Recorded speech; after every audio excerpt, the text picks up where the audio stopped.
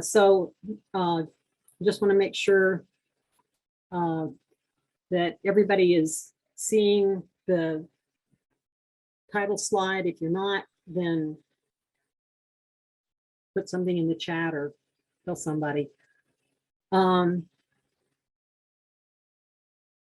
So tonight we're going to talk about cueing with disabilities other than deafness.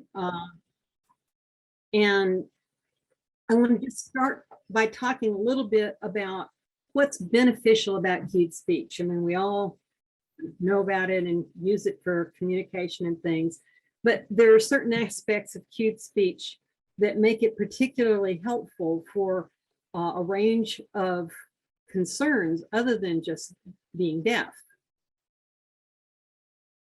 The biggest thing about cued speech is it makes phonemes concrete and unambiguous, so that it's not just that it's clear, but that it's something that you can literally hold in your hand, that is, you know, something that you can see and feel and touch when you're cueing.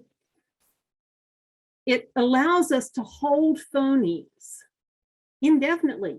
So there's only so long, even if you're the best singer on the earth, there's only so long you can hold an ah. With cueing, you can hold an ah forever. And that has particular benefits for a number of disabilities. It also allows you to put phonemes on paper. You can take digital photographs of cues and print them so that you can actually have the sounds of spoken language on paper.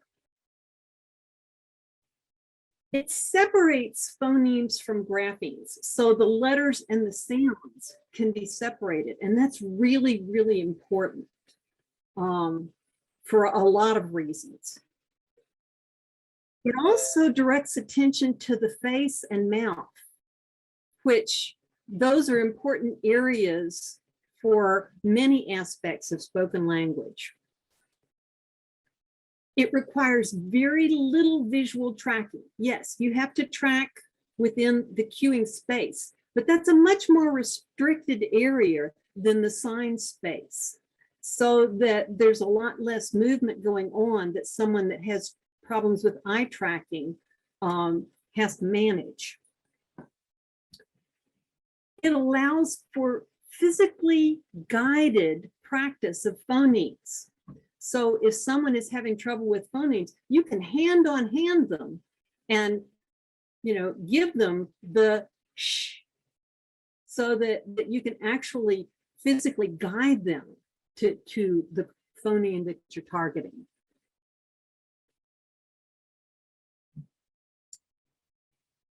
It identifies the target phonemes of for speech practice, so that if, for example, my son frequently mispronounces things, and when he does, I can fix that just by cueing what he's trying to say, and he can follow that guidance.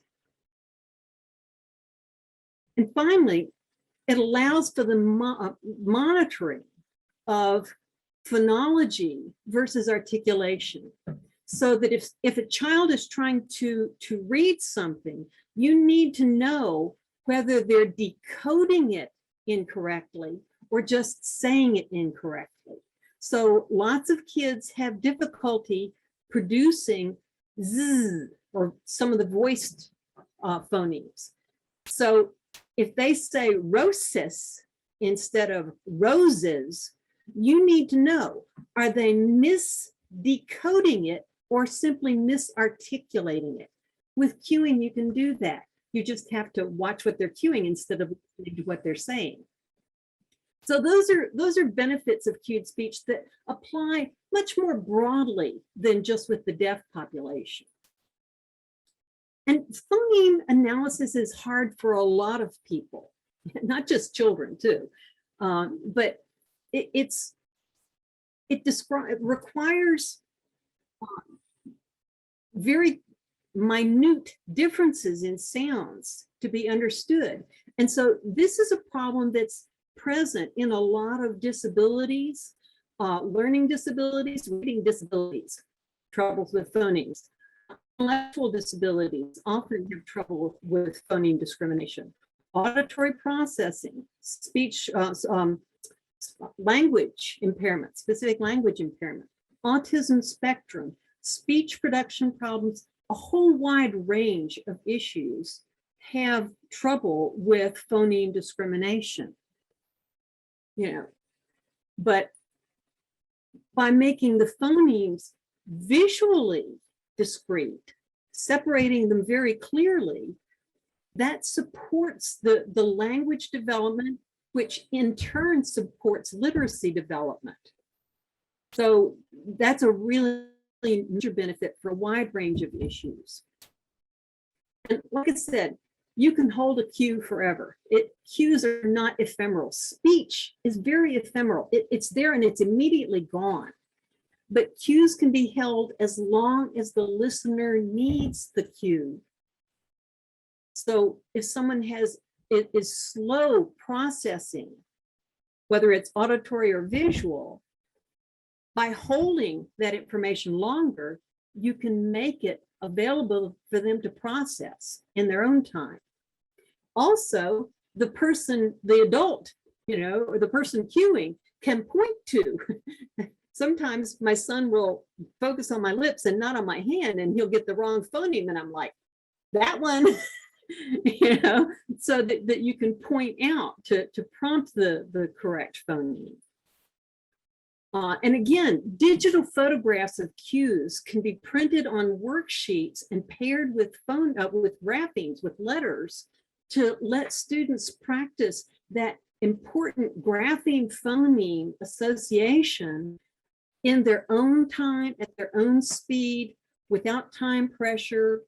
And you can have sequences of photos that are paired with pictures of objects and letters to present language information. So, again, as everybody knows, cues represent phonemes, not graphemes. So no matter what phoneme, what grapheme you're going to use, k is always k. So it's always presented by hand shape 2, and the mouth shape, regardless of which grapheme, K, CK, C, CH, whatever, it doesn't matter. It's always the same phoneme.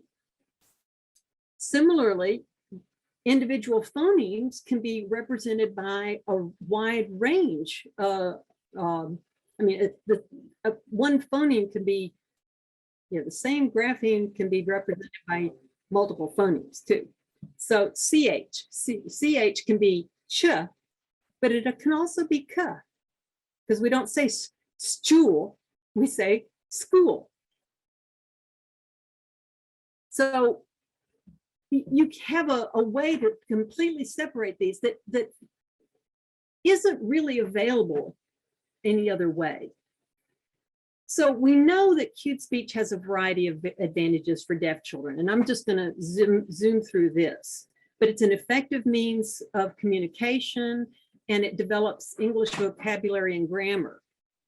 Okay, it lets hearing parents communicate without having to simplify their vocabulary or language, and it lets them read books with nonsense words, which are really important for practicing those sound skills. And research has supported its benefits for language and literacy development in deaf children. But those aren't the only people that it can be helpful for. There are lots of reasons that children have trouble learning language, and language is necessary for literacy. So if you enhance language development, you're going to enhance literacy development. Auditory processing disorders are a common issue.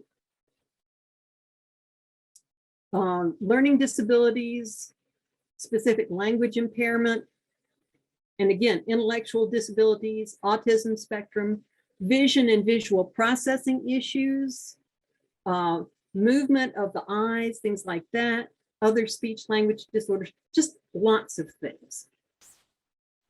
One of the areas that's a really important thing to think about is auditory processing, because problems with auditory processing are the key in the language issues with a lot of those other disorders.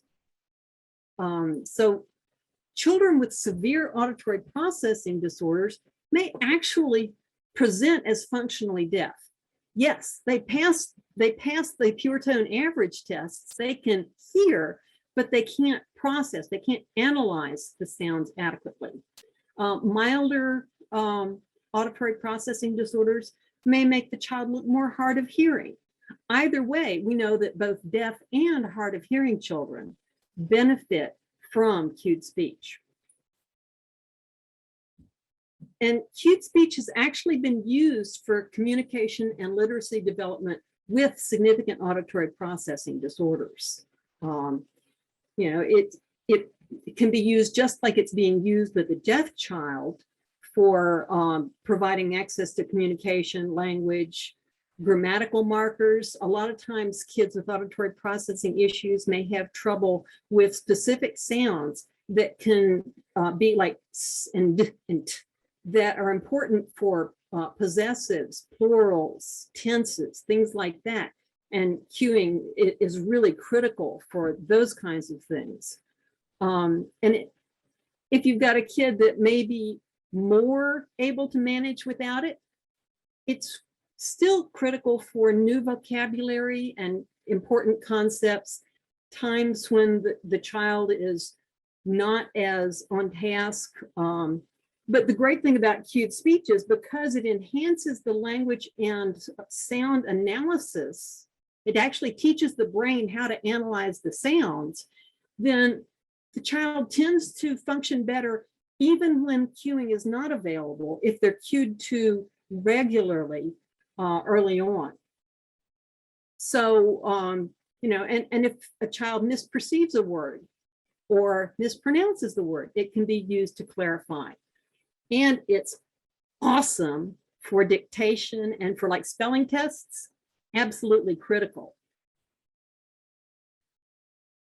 Reading programs are readily supported using cued speech.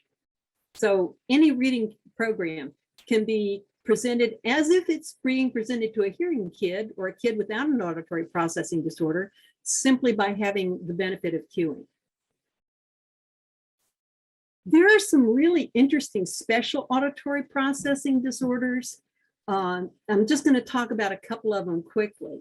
One is Landau-Kleffner syndrome, which is a rare seizure disorder which causes an epilepsy-related auditory processing issue that causes a language issue, an aphasia. The language basically disappears as it's being developed.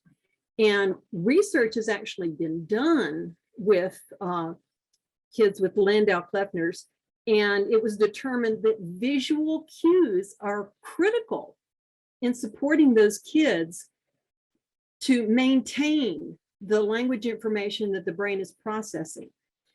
For some reason, the auditory system is disrupted and the visual system is relatively intact, so that cued speech can support language development in kids with Landau-Kleffner's, and it's actually specifically mentioned in some Landau-Kleffner syndrome materials, which I thought was awesome.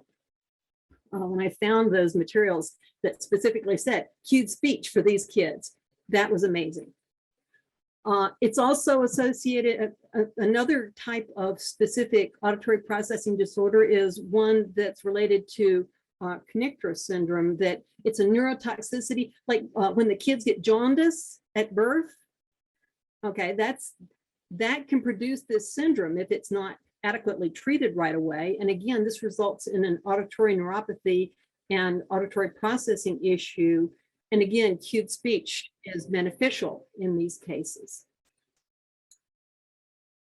moving to specific language impairment, specific language impairment, historically, a deaf kid has been excluded, deaf kids have been excluded from this diagnosis because it's supposed to be with an unexpected lack of language development, despite appropriate stimulation, normal intelligence, and an intact sensory system. But very clearly, in research and clinical practice over the years, deaf kids also can have language impairments, specific language impairments. But anyway, there's a lot of research that says that the problem underlying many forms of specific language impairment is a problem with auditory processing, okay? And this is also thought to be one of the key underlying issues in autism spectrum disorder with associated language impairment.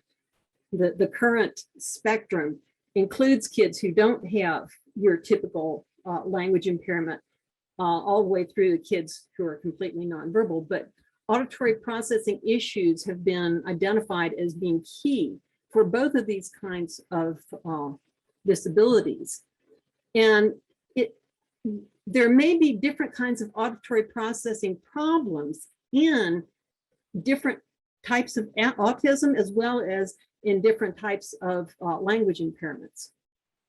One of the most common issues with auditory processing in children with specific language impairment is problems with discriminating rapid phonemes. That phonemes are very, very similar and they're very fast. So the differences between a duh and a tuh, or a buh and a puh, are in the matters of milliseconds, thousands of seconds. And again, we can make that concrete and visually clear with cues and hold it longer if necessary.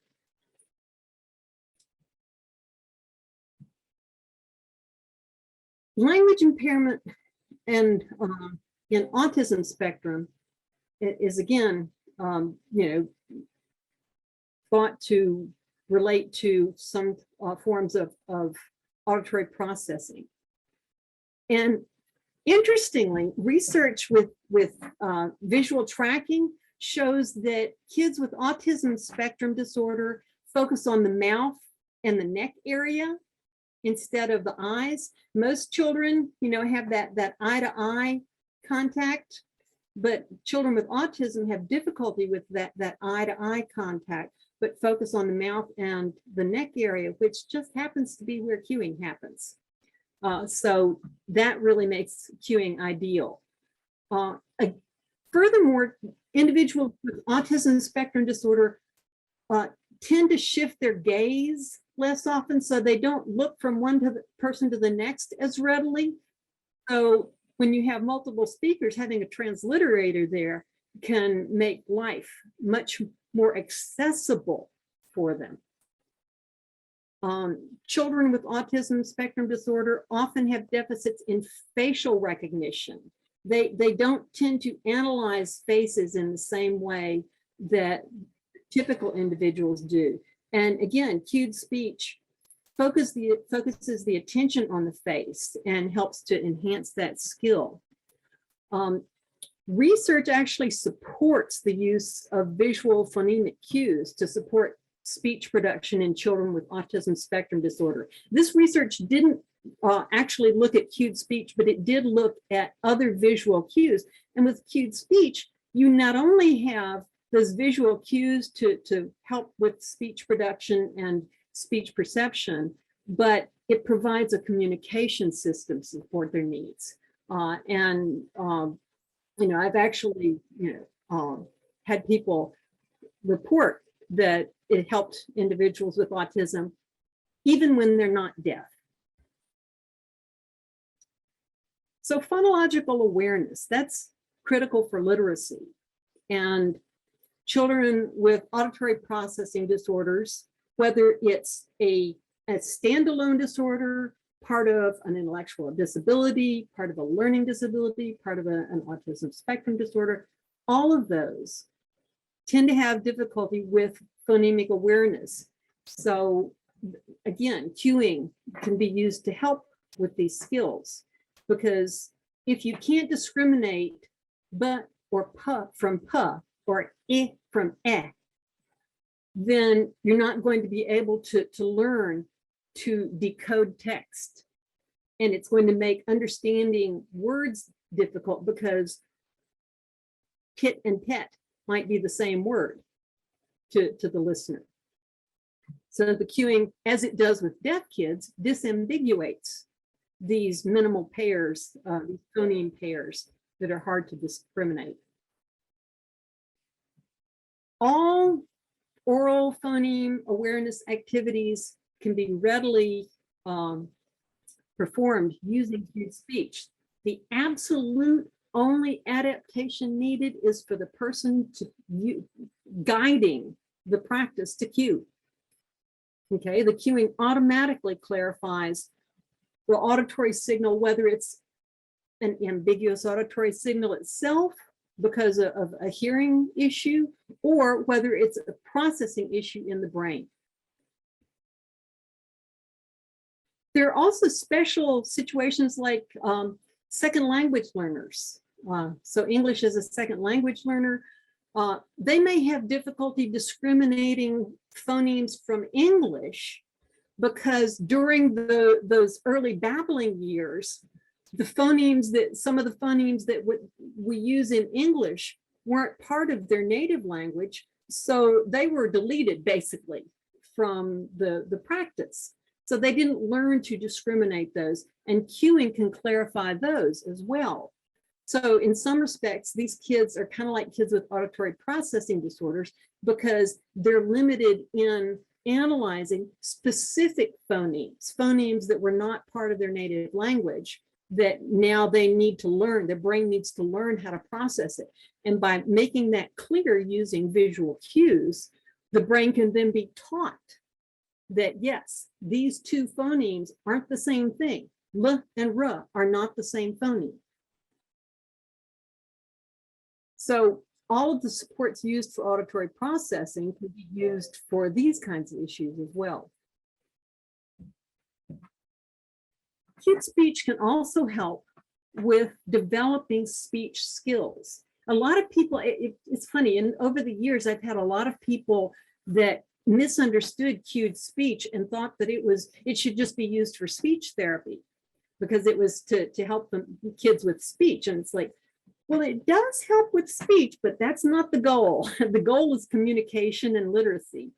But it does help, because you can often, the problems with speech production are a problem with speech discrimination. So if you can't discriminate the sound, you don't know what to produce. Other times, problems with speech production are like oral motor sequencing. So the mouth is getting confused. Fortunately, cueing can help both of these. Cueing directly supports issues with phoneme discrimination, because if the kid can't hear whether the person is saying Matt or Pat, you cue it and they can see what it is. And that can help develop the appropriate speech. But also for the dyspraxic child, the child whose mouth just has trouble moving the right way, the impact is less direct, but cueing focuses on the mouth and slows things down. And that's really important. Slowing down the child who's having speech production issues is really important to help them produce the appropriate sequence. And also, if the child cues expressively, that motor sequencing can be supported through the cueing. So, and I see this in action. And what I see is speech skills often spontaneously improve with cued speech. And what's really interesting is if the people around the kid are not cueing, their speech may decline. And if the people start cueing, their speech may improve. And if they themselves start cueing, their speech tends to improve even more. So they pronounce words better, both when they are cued to and when they themselves cue. And the other thing is, if their speech is hard to understand, then if they cue expressively, that can help if the other person can read their cues.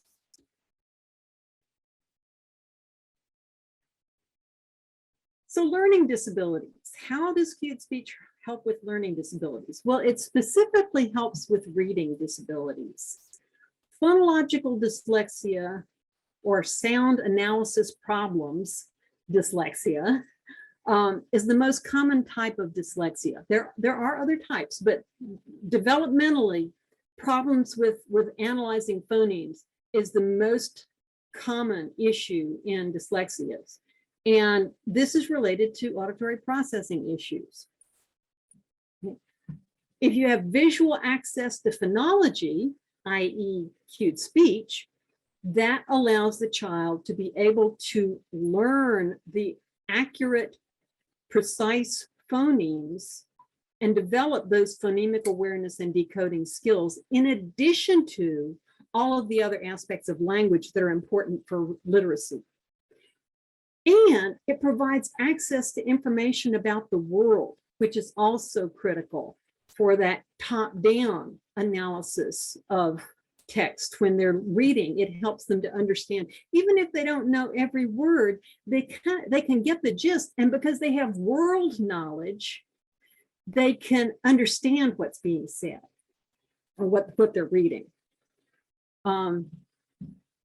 So cued speech is used with children with severe auditory processing disorders and learning disabilities to support language and literacy development, and it is effective in that process. There's less information available on cued speech with individuals with intellectual disabilities, but there is some, and it was really cool to find research, 2 studies with cued Persian with children with intellectual disabilities, and they use cueing to support language and communication development as well as reading skills. And one of the things that the research said was it really helps that cues make phonemes both unique and concrete. Okay, and so a quote that I really like from one of the papers is, according to our results, teaching cued speech to children with educable intellectual disability improves their phonological skills and prevents communication problems associated with reading. So that's a pretty important statement. In the studies, they reported a variety of benefits. Those included, as noted before, correcting pronunciation. You can correct the pronunciation by cueing and showing what they're supposed to be trying to pronounce. It increased vocabulary, and we know that from working with deaf children, that if you're cued to regularly, you get more vocabulary development. Improved receptive and expressive language in these children with the intellectual disabilities, and it improved their reading abilities. And those are really, really important benefits for children that most people wouldn't think of cueing to. So, back to advantages of cued speech. Well, when decoding, if we want to not just have language, we want to have literacy, you have to match the sounds that they've decoded from text. So you've got C-A-T, K-A-T, cat. But if you don't have that dictionary in your head of the phonemic sequences that represent that word, it doesn't help. When you're cued to regularly, you develop these dictionaries in your head of words as they are phonemically sequenced. You know, if you're hearing, you've got this sound-based dictionary in your head of what words sound like. And that sound-based dictionary is connected to meaning. Okay. If you learn to decode, but you don't have that sound-based dictionary in your head, then you're not able to readily attach to meaning. But with regular cueing in conversational interactions, that massive exposure, repeated exposure of those phonemic sequences through the visual mode lets the person know, okay, that sound sequence is attached to this meaning. Okay, so when they decode, if they have that, they can do that direct attach to meaning through that. Oh, this sequence of phonemes, these sequence of graphemes is this sequence of phonemes, is this meaning. Okay, so if you know k-a-t equals cat, unless you have that internal dictionary that includes that phonemic sequence of cat and attaches it to meaning, that's a problem. Most reading programs, research, there's been a lot of research on reading for hearing kids. And research really supports multi-sensory phonics approach to reading. And this is especially important for the 40% of children who struggle to learn to read. Okay, about 40% will learn regardless of how they're taught. And about 40% are going to struggle unless they're taught using this phonemic decoding process. And then 20% can get by with sort of lesser programming. But this is important, not just for single word decoding. Single word decoding by itself is not reading. You have to have reading comprehension. And this multisensory decoding process is important for both reading comprehension and decoding. And the cool thing is, intrinsically, cueing is multisensory. Cueing is visual, it's tactile, it's kinesthetic, so movement based. But this is important because this isn't, multisensory reading is important for not just children, but also for adult English language learners. So even if you've got someone who is older and they're struggling with reading, cueing can support that. Phonemes are multisensory. Phonemes are not just sounds. Okay, speech perception is multisensory. Okay, phonemes are perceived using the visual and not just with cues. Everybody uses speech reading to support their language intake, their auditory intake.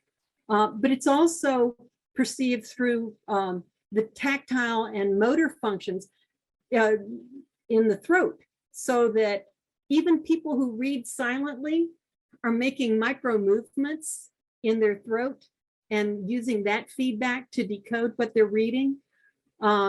And so it uses a wide range of sensory input to help us understand what we are decoding.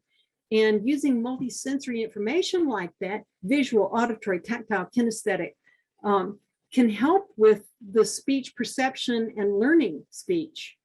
And the motor system is involved in the perception of phonemes. There's actual work that shows that if you move the mouth a different way while the person's trying to read something, it's going to change what they are perceiving. So if you have deficits in multisensory integration, trying to combine that visual, auditory, tactile, kinesthetic information, that contributes to problems with language and speech perception. And that is one of the areas that's problematic for both children with autism and children with language and specific language impairments. So multisensory integration is important.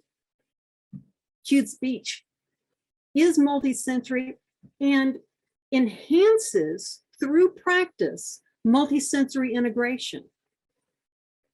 So if there is residual hearing, or if the child has typical hearing, or if the child has hearing, but they have an auditory processing disorder, the visual cues, and if they cue for themselves, the tactile and kinesthetic movement-based cues can integrate with that limited signal or that dysfunctional signal to enhance the interpretation not only of the cues, but also of that other either degraded or poorly analyzed signal.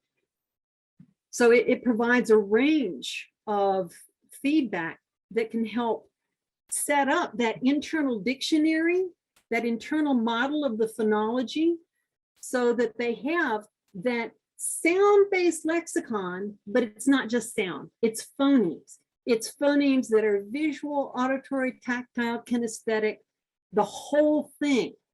And that dictionary in their head can integrates all of that information so that when they're trying to access the meaning from what they're either hearing or trying to read, they have all of those cues. The more cues you have, the more likely you are to accurately decode incoming information.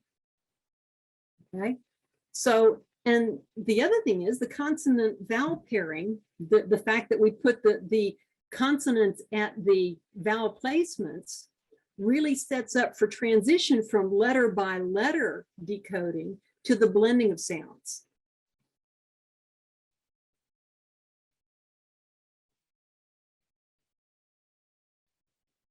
The ability to separate the letters from the phonemes lets us do that discrimination that oo can be spelled many different ways.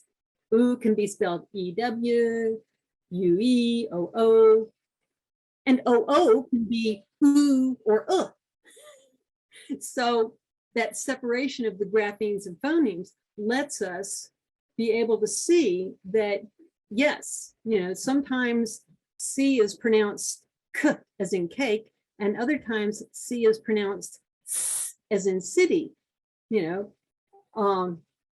And that's a critical aspect of learning sounds. And so even children with autism spectrum disorder, with auditory processing disorders, with intellectual disabilities, with a wide range of disabilities, when they're presented with consistent access to visual communication using cued speech, can develop these sounding out skills and also have developed that dictionary in their head of how words are phonemically structured. And this also lets a kid come up against a word that they haven't seen in print before, but maybe they've heard or seen cued repeatedly. So they decode it and they go, oh, I attach it to that meaning.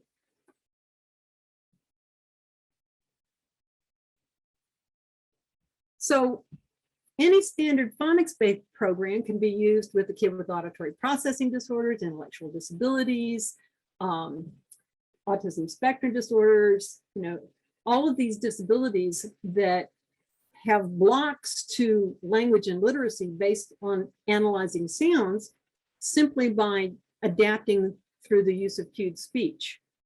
And interestingly, a lot of these programs have pictures that they encourage the child to use to identify phonemes, like the Lindenwood Bell has, you know, pictures of the lip shapes and things like that.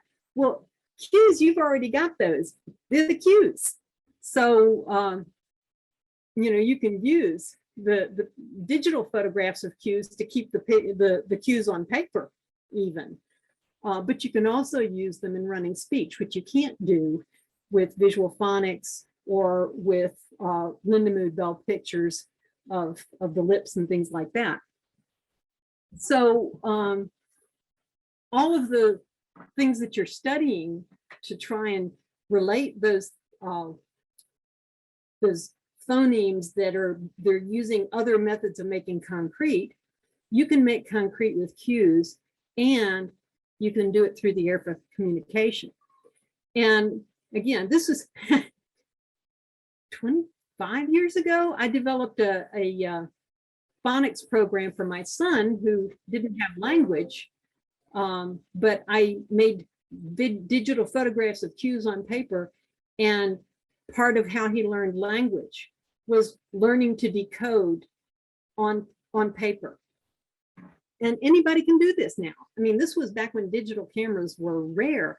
Now everybody's got their phone so that they can do it.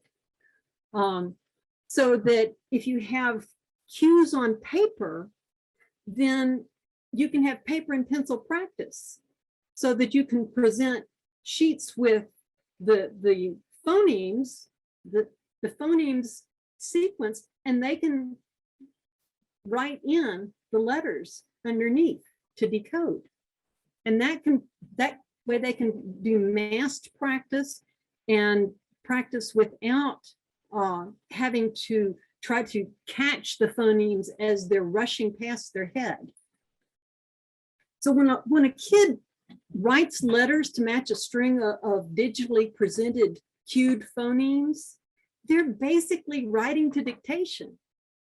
But that's writing to dictation without the time constraints of doing it through the air. Okay, and most of these kids need that extended processing time. And kids with intellectual disabilities, slow processors. Kids with auditory processing difficulties tend to have slow auditory processing.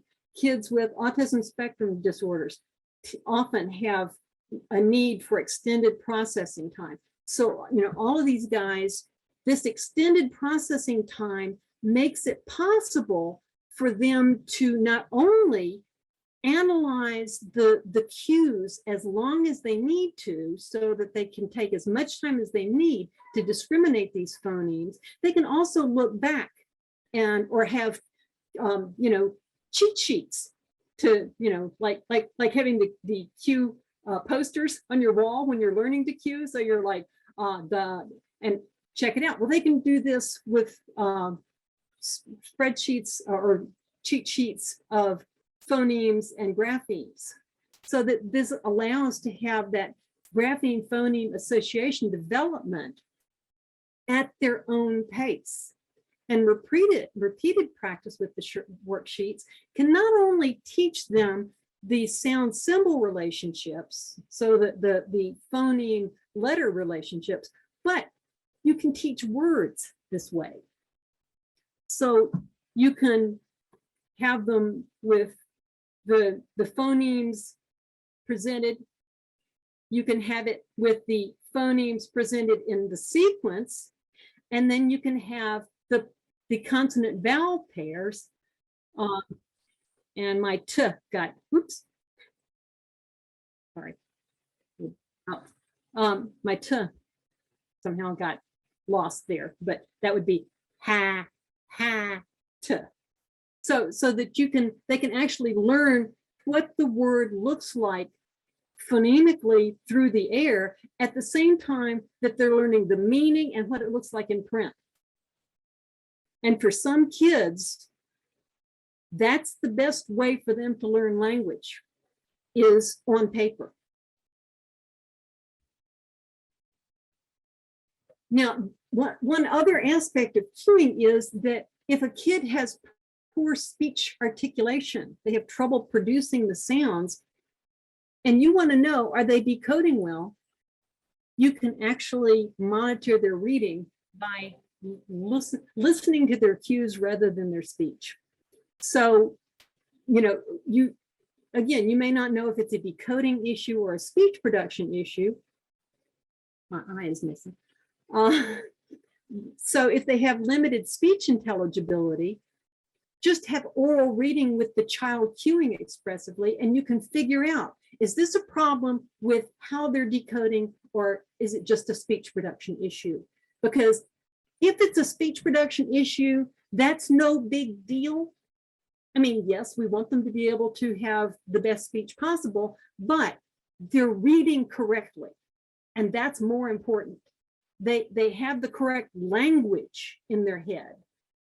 And, if they never develop awesome speech production, they can still be highly functioning, highly literate And if they have a transliterator, they can be understood too.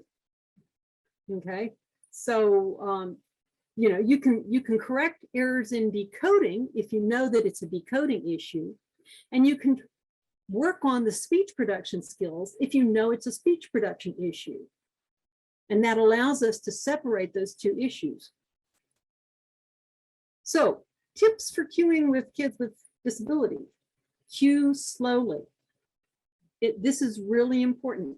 I've worked for years to cue faster and discovered over time that actually with my son, it was better to cue more slowly because in addition to being deaf, he had a language disorder. So he needed that extra processing time.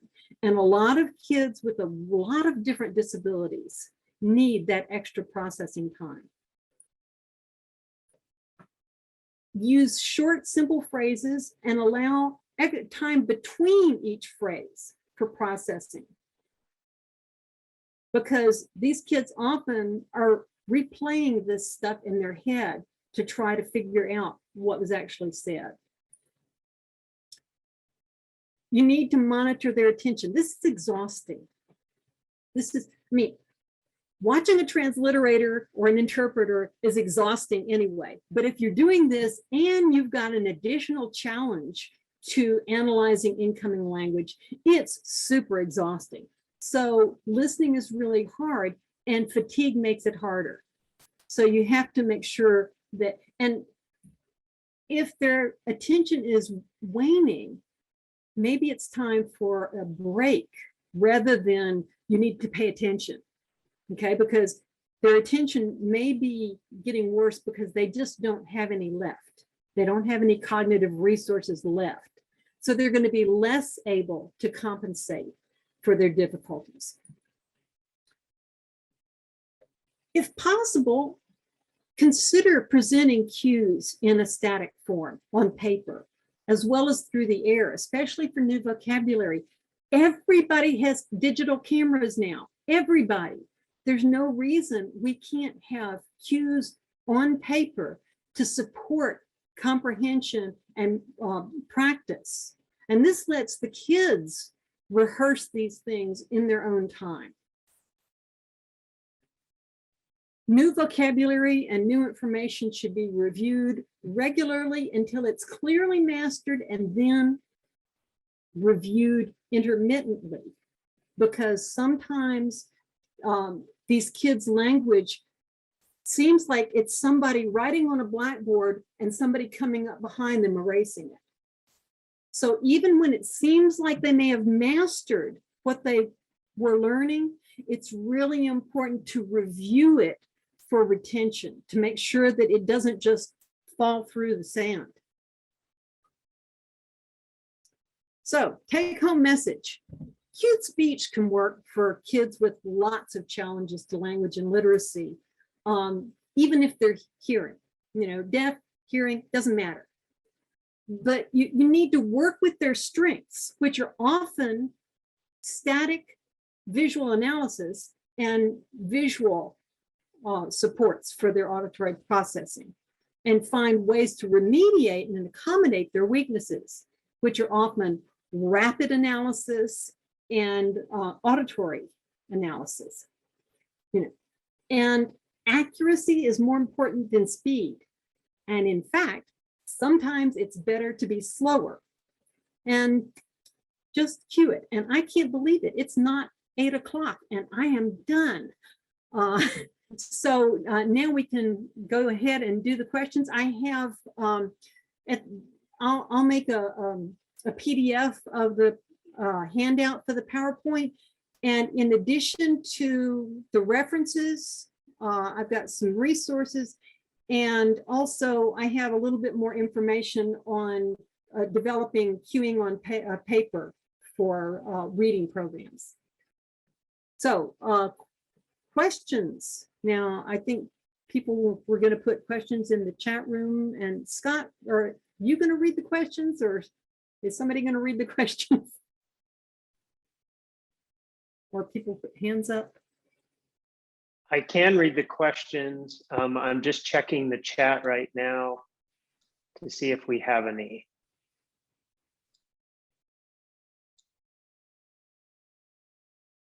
I'm not seeing any. If anyone has questions, now would be the time. If you'd like to put them in the chat. Thank you very much. It looks like we have one question. Her daughter has auditory limitations and she has not learned how to cue. She can work with me to, how can she work with me to learn? She is 14. Okay, perfect situation, because you can learn to cue and your daughter can learn to cue. And if you have cues on paper, then again, that can help with both of you learning how to cue. Again, I learned how to cue by with an old-fashioned VHS videotape and sitting on the floor with chunky books and cueing them with the cueing posters on my walls in every room. So, you know, there are great online cue classes that are good for learning how to cue, and she can actively learn to cue. One of the best ways to learn to cue is to go to a cue camp. And there's one coming up in Virginia in 3 weeks. But you don't have to go to cue camp anymore because there are online cueing classes. And 14-year-olds can learn to cue just as well as, you know, little kids. My stepdaughter was 12 when Thomas was 1 year old, and we went to our first cue camp, and she came with us and cued better than her dad at the end of the cue camp. So I strongly encourage you to give it a try, to sign up for online cue classes, to do what you can. If someone cannot attend a cue camp, that's right, the online classes can be an excellent way to learn as well. It was suggested maybe that we turn off the presentation so that people can see you more. Okay. Thank you.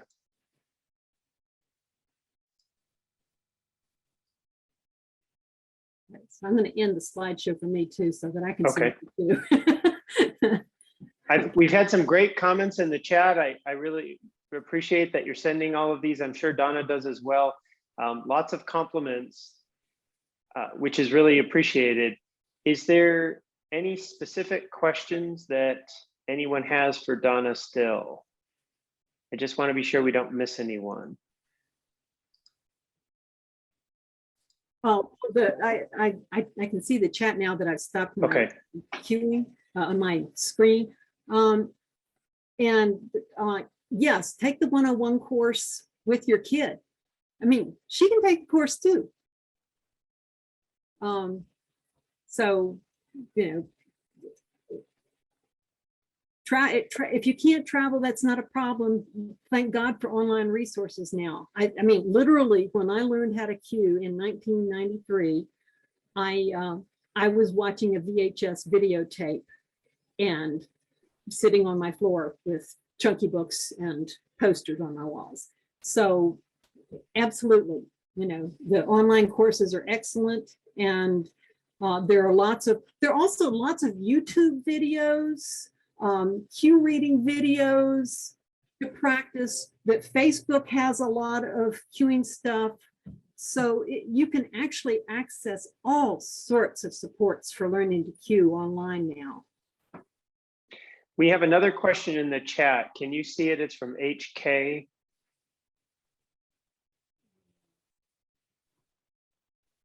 Let's be further down. Let me see if I can read it if that'd be easier. Yeah, would you mind? Sure. What elements are required for an appropriate phonics program in dyslexia advocacy? Often systems/districts use inappropriate curriculums and interventions. For a more intense focus on phonemic awareness, what should parents look for? Well, you know, there's a there's an online, not warehouse, it's an online resource for what reading programs work. It's based on national research, and that's one thing you can go to look and see what reading programs have been well researched. But a phonics program should start with a limited set of phonemes being associated with a limited set of graphemes. So a limited set of sounds and letters being trained and rehearsed until those get to be fluid, and then continuing adding those while practicing the original ones until the point at which the kids develop what's called automaticity, so that they see the letter and that phoneme pops up into their head, whether it's a visual phoneme or an auditory phoneme or an integrated multisensory phoneme.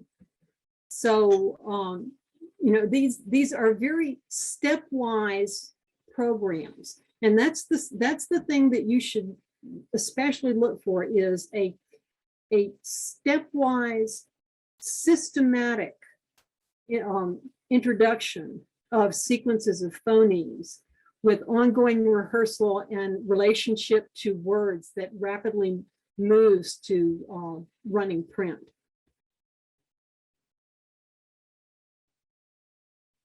We have another question, and we're just at 1 hour here, so we'll probably wrap up soon.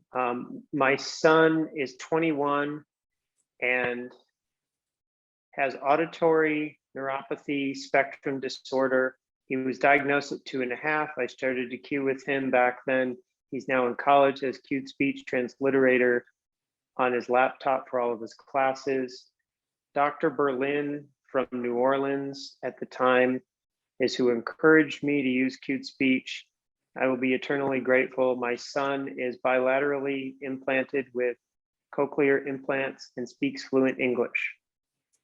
Yeah, Dr. Berlin was actually the discoverer of auditory neuropathy, and was an early adopter of cued speech for intervention for auditory neuropathies.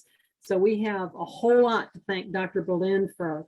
He was for auditory neuropathy what Dr. Cornett was for cued speech in many ways. So yeah, thank you for that comment. Yeah. I've worked with some kids who had auditory neuropathy, as well as kids with auditory processing disorders, and cued speech is pretty much the only way to go for those kids, particularly with auditory neuropathy, even more so than standard auditory processing disorders. In fact, some forms of auditory neuropathy, you don't even have an auditory nerve, so that the implants won't work.